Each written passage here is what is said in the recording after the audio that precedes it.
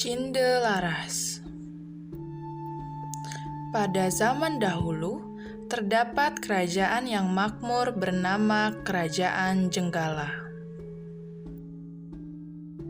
Kerajaan tersebut dipimpin oleh raja yang bijaksana bernama Raden Putra. Ia mempunyai permaisuri yang cantik dan baik hati bernama Chandramaya.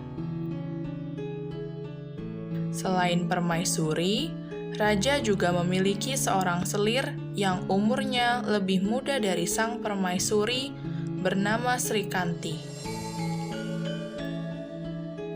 Mereka semua hidup bahagia di istana kerajaan.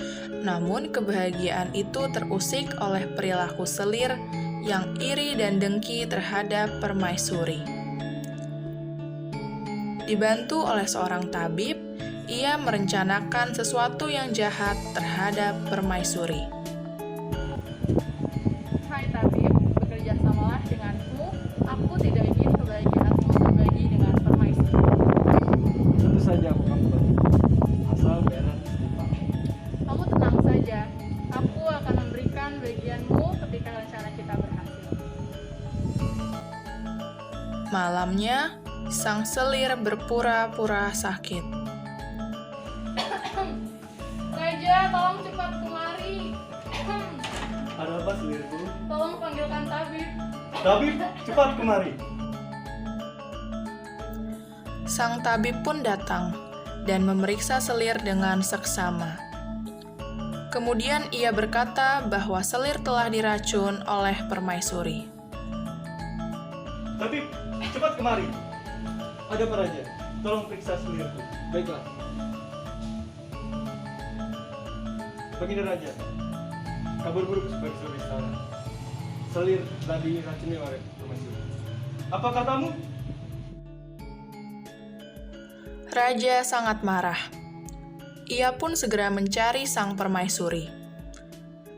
Begitu bertemu dengan permaisuri, raja memberikan perintah kepada patih kerajaan untuk membawa permaisuri pergi dari istana. Bawa permaisuri ke hutan. Baik, Baginda Raja, saya akan bawa permaisuri ke tengah hutan. Raja tetap bersikeras, meskipun pada saat itu permaisuri sedang mengandung. Sang patih pun segera menggiring permaisuri keluar dari istana. Kenapa ini? Bawa permaisuri ke hutan. Baik, Baginda Raja. Setibanya di hutan, sang patih ternyata mengetahui jika selir yang merencanakan semua ini. Ia tidak tega melihat permaisuri yang sedang hamil besar. Tenang saja, permaisuri.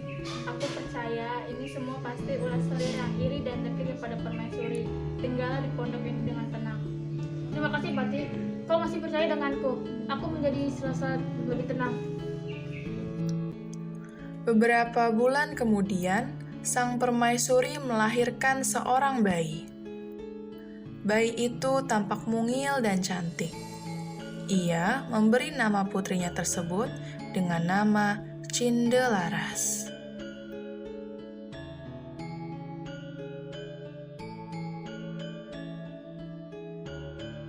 Beberapa tahun berlalu, Cindelaras tumbuh menjadi anak yang cantik dan juga cerdas. Pada suatu pagi, Cindelaras berjalan di hutan untuk mencari kayu bakar. Namun, di tengah perjalanannya, tanah berguncang dengan begitu hebatnya. Cindelaras bertahan hingga beberapa menit gempa berlangsung. Namun, tiba-tiba ia memikirkan ibunya di pondok.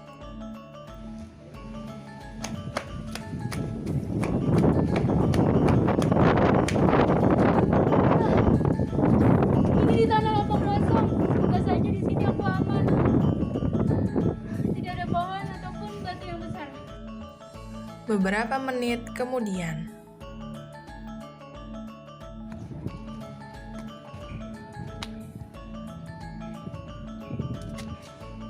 Ibu, bagaimana dengan ibu? ibuku.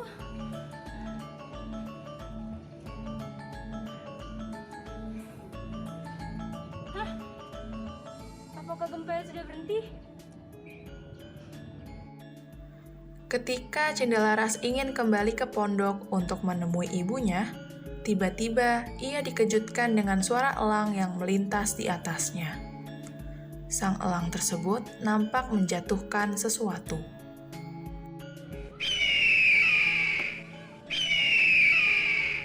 Hah, elang itu menjatuhkan sesuatu. Ternyata elang itu menjatuhkan telur. Telur yang sangat unik. Akhirnya, Cindelaras pun segera membawa telur unik tersebut pulang ke pondok. Aku akan membawa telur ini pulang. Sesampainya di pondok, Ibu, apakah ibu baik-baik saja? Iya nak, ibu baik-baik saja. Gempa tadi memang cukup lama.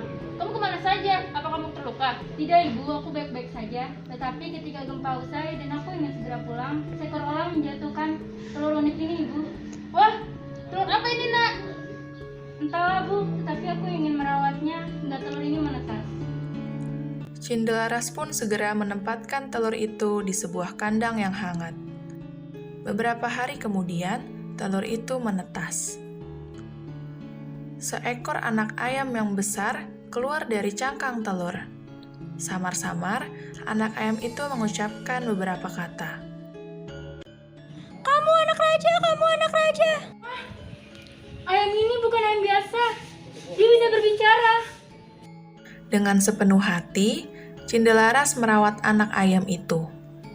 Hingga beberapa minggu kemudian, anak ayam tersebut tumbuh menjadi seekor ayam jantan dan juga gagah. Suatu ketika, Cindelaras teringat perkataan ayamnya. Ia pun berniat untuk menemui ibunya untuk menanyakan hal tersebut. Oh iya, aku teringat perkataan ayam ini. Aku harus tanyakan ini kepada ibu.